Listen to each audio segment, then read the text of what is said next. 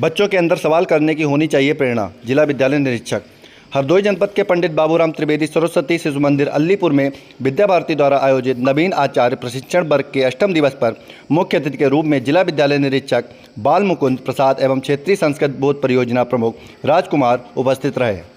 जनपद के पंडित बाबूराम त्रिवेदी सरस्वती शिशु मंदिर अलीपुर में शुक्रवार को विद्या भारती द्वारा आयोजित नवीन आचार्य प्रशिक्षण वर्ग के अष्टम दिवस पर मुख्य अतिथियों का नवीन आचार्य बहनों के द्वारा तिलक बंधन व बैच लगाकर स्वागत किया गया। उसके उपरांत मुख्य अतिथियों के द्वारा मां सरस्वती जी की प्रतिमा के सम्मुख दीप प्रज्वलन व पुष्पार्चन किया गया तथा वंदना का कार्यक्रम हुआ।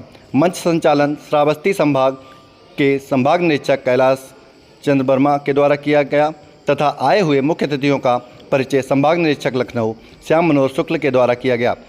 वंदना कार्यक्रम के पश्चात जिला विद्यालय निरीक्षक बाल मुकुंद प्रसाद का स्वागत जन शिक्षा समिति अवध प्रदेश के प्रति निरीक्षक मिथिलेश अवस्थी ने किया। कार्यक्रम के प्रथम सत्र पर जिला विद्यालय निरीक्षक बाल मुकुंद प्रसाद ने 21वीं सदी के शिक्षक आदि पर विस्तार से चर्चा की तथा कहा 20वीं और 21वीं सदी में जो बदलाव व प्रगति हुई है उस पर विचार किया कि हम समय के साथ समय के बदलाव के चलते हम बेहतरीन शिक्षा दे सकें। आपका रोल ऐसा हो जो बच्चों को प्रेरित कर सके। विद्यार्थी आपसे डरे नहीं, बच्चों के अंदर सवाल करने की प्रेरणा होनी चाहिए तथा NEP 2020 पर विस्तृत चर्चा की। द्वितीय सत्र क्षेत्रीय संस्कृत बोध परियोजना प्रमुख राजकुमार ने लिया। इन्होंने कहा कि राष्ट्रीय शिक्षा नीति में अर्ली चाइल्ड केयर पर विशेष जोर दिया गया है। राष्ट्रीय शिक्षा नीति 4 भागों में विभाजित है, जिसमें 3 साल से 8 साल के बच्चे जिनका प्रवेश होने वाला है उन 3 साल के बच्चों का लालन पालन घर पर कैसे हो उस पर चर्चा हुई तथा 3 साल के बाद जब वह हमारे विद्यालय में आए तब उनका लालन पालन कैसे हो इस पर चर्चा हुई तथा जो नवीन आचार प्रशिक्षण ले रहे हैं उनको लेकर कहा कि संपूर्ण समाज को परिवर्तित करना चाहते हैं, इसलिए शुरुआत युवा दंपतियों को लेकर करना चाहते हैं। आने वाली पीढ़ी कुछ इस तरह तैयार हो जो हमारे देश में खुल रहे वृद्धाश्रम है वह धीरे धीरे बंद हो जाएं। सायंकाल शारीरिक का सत्र हुआ जिसमें मुख्य शिक्षक प्रांतीय शारीरिक प्रमुख ओम प्रकाश के द्वारा विधिवत शिक्षण कार्य हुआ। इस मौके पर मुख्य रूप से उच्च शिक्षा विद्या भारती शीर्षलेन त्रिवेदी विपिन, सीतापुर संभाग निरीक्षक रणबीर सिंह, साकेत संभाग निरीक्षक मिथिलेश सिंह, प्रांतीय प्रशिक्षण प्रमुख देवेंद्र पाल सिंह, व्यवस्था के आचार्य तथा नवीन आचार्य प्रशिक्षार्थी मौजूद रहे। आप देख रहे हैं विशाल 24 न्यूज और मैं हूं आपके साथ विशाल वाजपेयी।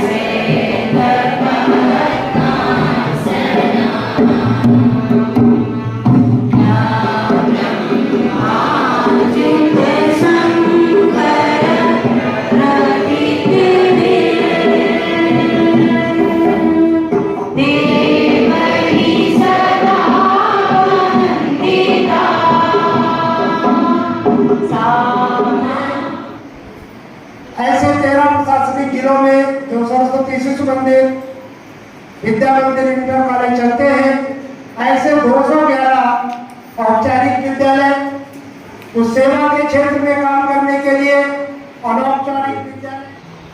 साथ में बैठे हुए सभी आदरणीय जन, हमारे सभी शिक्षक साथियों, भाइयों बहनों, मैं सभी का आदर करता हूं।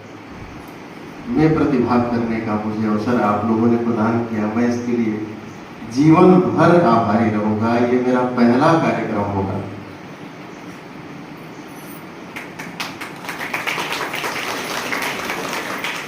आज जो मुझे आदेश मिला था कि मैं एक छोटा सा सत्र आपके बीच में साझा करूंगा, हमारे शिक्षक कैसे हों, इस विषय पर मैं अपने विचार और अपने अनुभव आपके साथ साझा करूंगा। परंतु इसके साथ साथ मैं ये भी कहना चाहता हूँ कि आप लोगों के मध्य में जब हम लोग आ पाते हैं तो जितना कुछ हम देने की कोशिश करते हैं उससे ज़्यादा हम यहाँ से लेकर के जाते हैं। आज हम लोगों का जो हम लोगों की अपनी जो कार्य संस्कृति और जो तौर तरीके हैं परिस्थितियों के मध्य,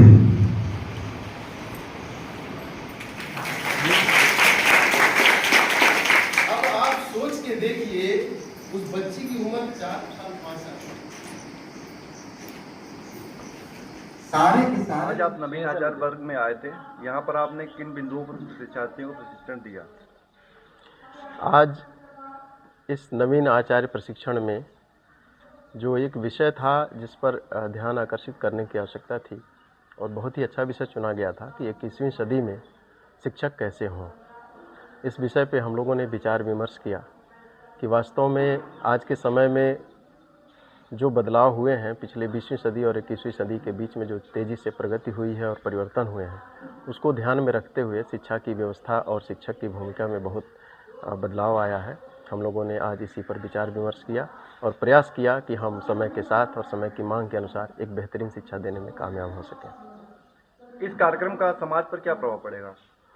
इस कार्यक्रम का समाज पर प्रभाव इस तरह से पड़ेगा कि जैसे आप देख रहे हैं नेशनल एजुकेशन पॉलिसी जिसका हम लोग सब लोग पालन करने जा रहे हैं, प्रारंभ कर दिया है, उसका जो एक उद्देश्य है कि एक नैतिक रूप से संस्कारवान व्यक्ति को हमें तैयार करना है, उसका निर्माण करना है और साथ साथ में उसके अंदर स्किल डेवलपमेंट की ऐसी विधाओं को तैयार करना है जिससे कि अपने जीवन को सही ढंग से जी सके। तो ये दोनों को अगर ध्यान में देखा जाए तो वास्तव में ये समाज के बहुत क्रांतिकारी और सकारात्मक बदलाव की ओर ही अग्रसर करते हैं।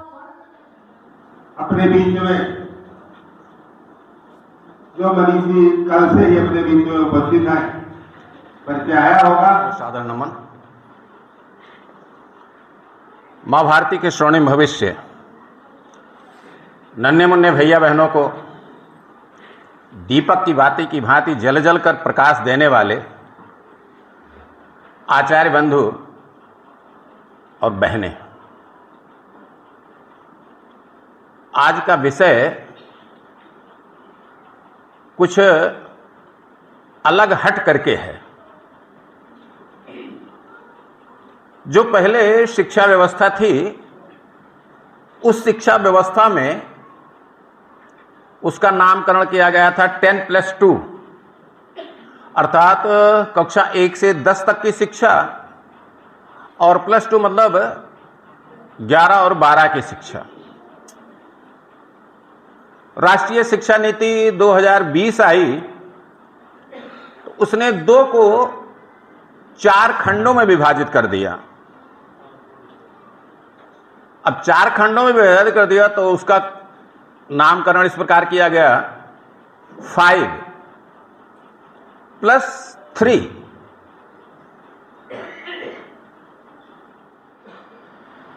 वो बालिका थोड़ी बड़ी हुई, विवाह संपन्न हुआ। जैसा अपने संस्कृति में है, जब नववधू जाती है तो उसका पति उसको कुछ उपहार देता है प्रथम दिवस। उस प्रथम दिवस पर वो पति तमाम उपहार लेकर आया। आज आपने किन बिंदुओं पर प्रशिक्षण दिया? राष्ट्रीय शिक्षा नीति में अर्ली चाइल्ड केयर पर विशेष जोर दिया गया है। जो राष्ट्रीय शिक्षा नीति बनी है वो 4 खंडों में विभाजित है, 5+3+3+4। तो आज जो शिक्षण दिया गया है वो 5 पर आधारित था, अर्थात जो हमारे यहाँ 3 साल से 8 साल तक के बच्चे में प्रवेश होने वाला है, 3 साल तक के बच्चे का लालन पालन कैसे हो, तो गर्भ स्थापना से लेकर के जन्म तक और जन्म से लेकर के 3 साल तक बच्चे का लालन पालन घर में कैसे हो, उस पर चर्चा हुई। और 3 साल के बाद जब हमारा बालक हमारे विद्यालय में आवे तो उसका लालन पालन हमारे आचार्य कैसे हों, इस हेतु हमने यह एक शिक्षण करने का प्रयास किया है। ये जो प्रशिक्षण वर्ग चल रहा है, इसके माध्यम से जो प्रशिक्षु प्रशिक्षित हो रहे हैं उनके द्वारा समाज पर क्या प्रभाव पड़ेगा?